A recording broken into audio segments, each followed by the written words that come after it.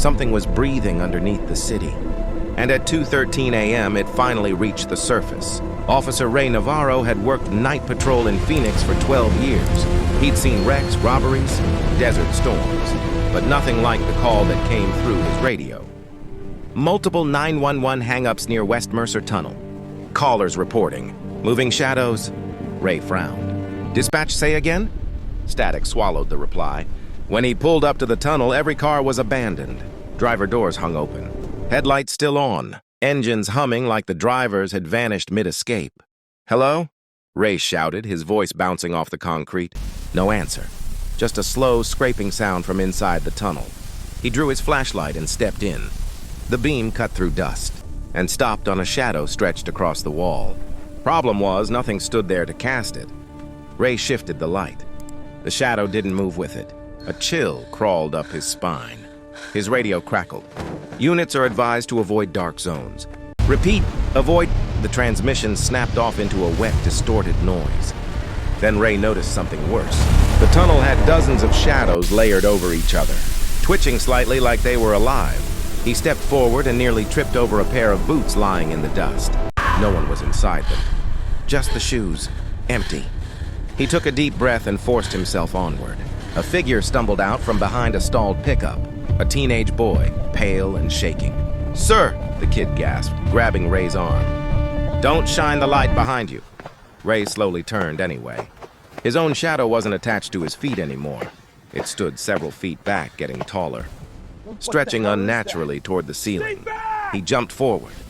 The shadow lagged, like it was deciding whether to let him go. The boy whispered, "They learn you first. Then they replace you." A sudden scream ripped through the tunnel. Ray swung the flashlight toward the sound just in time to see a woman dragged backward across the pavement, not by hands, but by her shadow pulling her into a darker patch along the wall.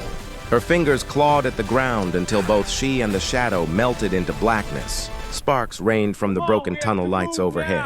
Darkness swallowed everything except Ray's shaking beam. More shadows began sliding closer.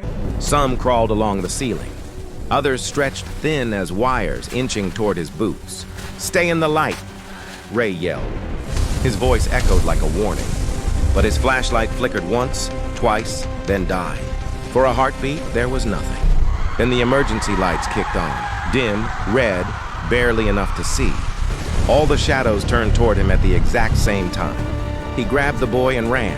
Behind them came a sound like thousands of dry leaves scraping concrete. Every footstep, every breath felt amplified in the long, dark tunnel. Something brushed against Ray's leg, like a hand made of smoke. He spun. Nothing, just air. But he could feel it watching. At the tunnel exit, Ray slammed into his cruiser and threw open the door. They dove inside, locking it.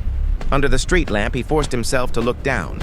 His shadow was back where it belonged. He almost laughed until it waved. Ray hadn't moved. The boy stared, horrified. "It kept a piece of you." The cruiser's computer lit up with an emergency broadcast. "Citywide alert. If your shadow behaves independently, you have been marked. Avoid darkness. Avoid sleep.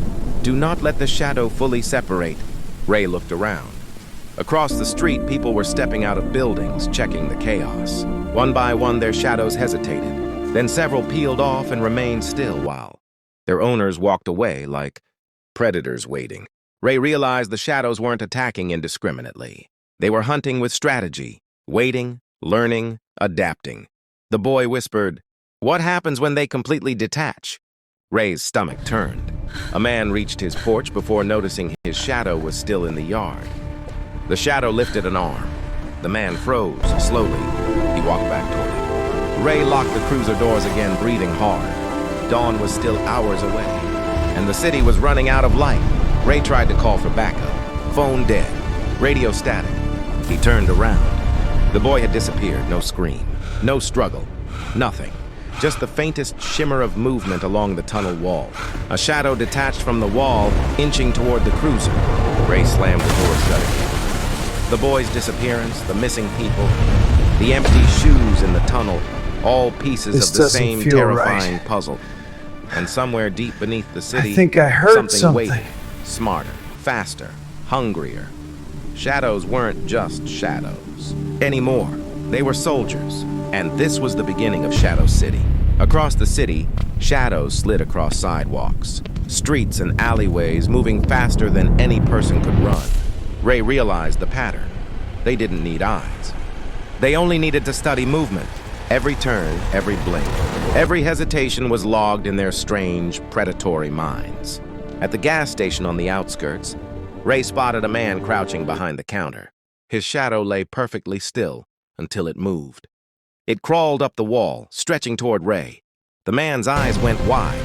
"They're testing," he whispered. "They learn you before they take you." Ray's flashlight barely worked, flickering with every heartbeat. He couldn't risk stepping out. Outside, shadows pressed against the windows. Street lamps flickered violently. One jumped like it had weight. It landed near the pump, moving slowly, deliberately. Ray felt a chill run down his spine. This wasn't random. This was the start. The city wasn't haunted. It was being hunted. Shadows weren't just detached, they were patient, intelligent. Moment to fully replace their hosts. Ray knew he had hours left. Maybe less. The shadows were learning how he moved, how he thought, how he reacted. One twitch of a pedal, one turn of a wheel, and they would strike. He gripped the wheel tighter.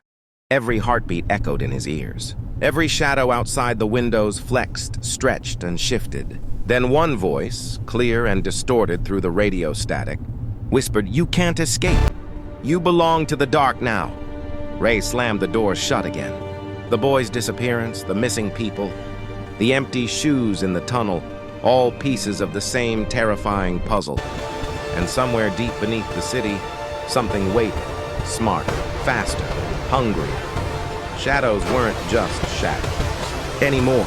They were soldiers, and this was the beginning of Shadow City.